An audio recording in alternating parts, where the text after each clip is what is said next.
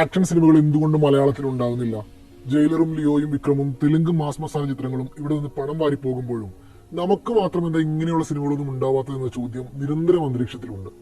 വൈശാഖും അജയ് വാസുദേവും ഒക്കെ അതിനുള്ള ശ്രമം നടത്തുന്നവരുമാണ്. അതിന് തന്നെ കുറച്ചുകൂടി വലിയ പതിപ്പാണ് ടർബോ. ഇടിയും അടിയും ചേസിങ്ങും പെർഫോമൻസും കൊണ്ട് വൈശാഖ് തീർത്തൊരു പഞ്ചാണ് ടർബോ. ഇന്ന് സംസാരിക്കാനുള്ളത് ഏറ്റവും പുതിയ ഈ മമ്മൂട്ടി ചിത്രത്തെക്കുറിച്ചാണ്.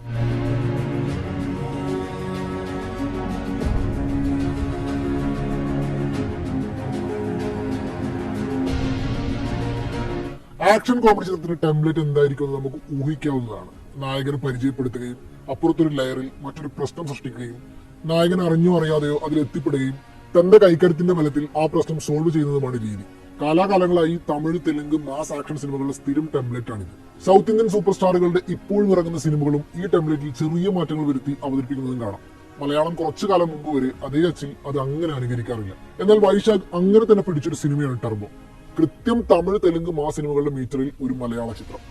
വലിയ ബജറ്റായിരിക്കും അങ്ങനെ ഒരു അറ്റംപ്റ്റിൽ നിന്ന് നമ്മുടെ സിനിമാക്കാരെ പിന്തിരിപ്പിക്കുന്നത്. ഇവിടെ പ്രൊഡക്ഷൻ സൈഡിൽ മമ്മൂട്ടി കമ്പനി ആയതുകൊണ്ട് തന്നെ വൈശാഖിന് അത് സാധ്യമായിട്ടുണ്ട്. ഇടുക്കിയിൽ ടൂറിസ്റ്റ് ഗൈഡായി ജോലി ചെയ്യുന്നയാളാണ് ജോസ് എന്ന ടർബോ ജോസ്. ചെറിയ തല്ലുപിടിയുമായി നടക്കുന്നയാൾ.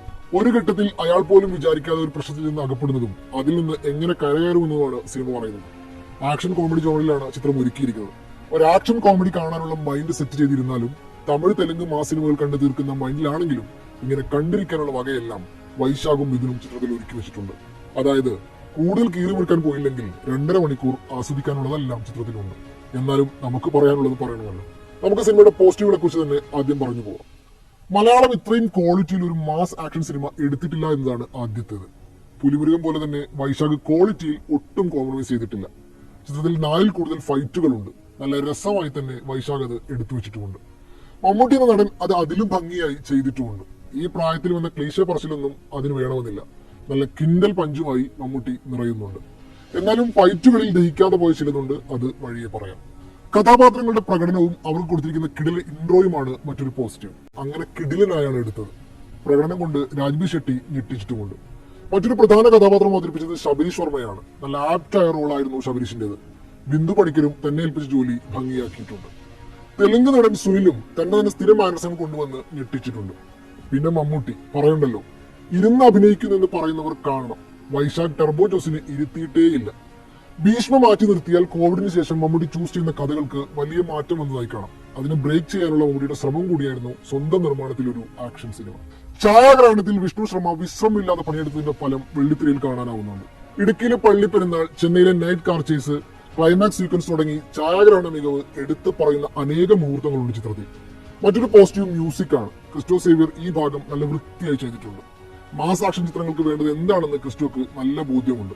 ക്ലൈമാക്സിനും ചേസിംഗും അടക്കം ആദ്യ അവസാനം ക്രിസ്റ്റോ കാണികളെ പിടിച്ചു കുലുക്കുന്നുണ്ട്. കഥയെ ഇടവേളകളില്ലാതെ തോളിലെടുത്തുയർത്തി മുന്നോട്ട് കൊണ്ടുപോകുന്ന പശ്ചാത്തല സംഗീതമെന്ന് വേണമെങ്കിൽ പറയാം.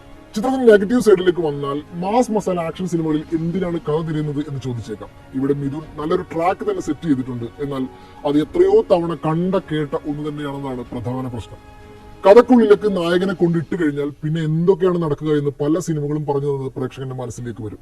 അതായത് ക്ലീശയിൽ തന്നെയാണ് മിഥുൻ പിന്നെയും കൈവച്ചിരിക്കുന്നത്.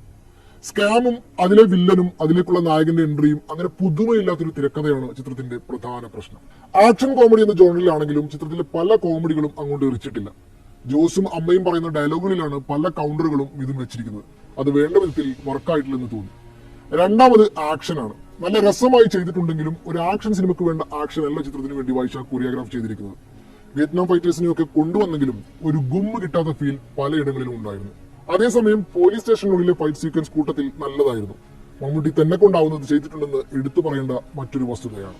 വളരെ ഔട്ട്ഡേറ്റഡ് ആയ തിരക്കഥ ചിത്രത്തിന് നെഗറ്റീവ് ആകുമ്പോഴും ഔട്ട്സ്റ്റാൻഡിംഗ് ആയ സംവിധാന മികവ് കൊണ്ട് ഒരു പരിധി ഒരു ചിത്രത്തെ പിടിച്ചു നിർത്താൻ വൈശാഖിന് കഴിയുന്നുണ്ട്.